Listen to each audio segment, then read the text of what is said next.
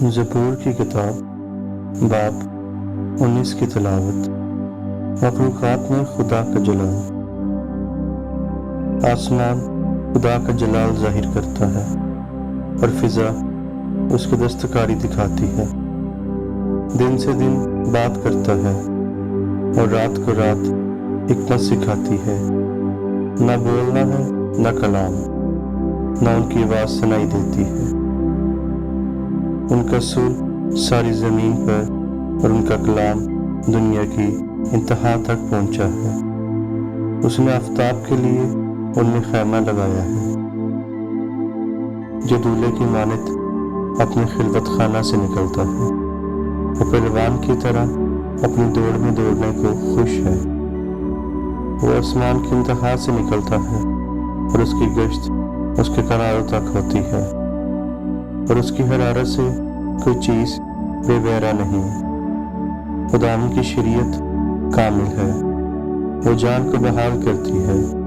خداوند کی شہادت برحق ہے، نادان کو دانش بخشتی ہے۔ خداوند کے قوانین راست ہیں، وہ دل کو فرحت پہنچاتے ہیں۔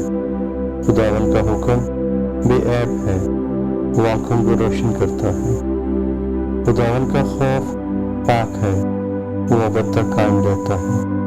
خداوند کے کام برحق اور بالکل راست ہیں، وہ سونے سے بلکہ بہت کندن سے زیادہ پسندیدہ ہے۔ وہ شہد سے ملکی چھتوں کے ٹپکوں سے بھی شیریں ہیں۔ نیز ان سے تیرے بندے کو آگاہی ملتی ہے، ان کو مارنے کا اجر بڑا ہے۔ کون اپنے بھول چوک کو جان سکتا ہے؟ تو مجھے پوشیدہ عیبوں سے پاک کر۔ تو اپنے بندے کو بے باکی کے گناہوں سے بھی باز رکھ۔ وہ مجھ پر غالب نہ آئے تو میں کامل ہوں گا اور بڑے گناہ سے بچا رہوں گا۔ میرے منہ کا کلام اور میرے دل کا خیال تیرے حضور مقبول ٹھہرے۔ اے خداوند، اے میری چٹان اور میرے فدیہ دینے والے۔ آمین۔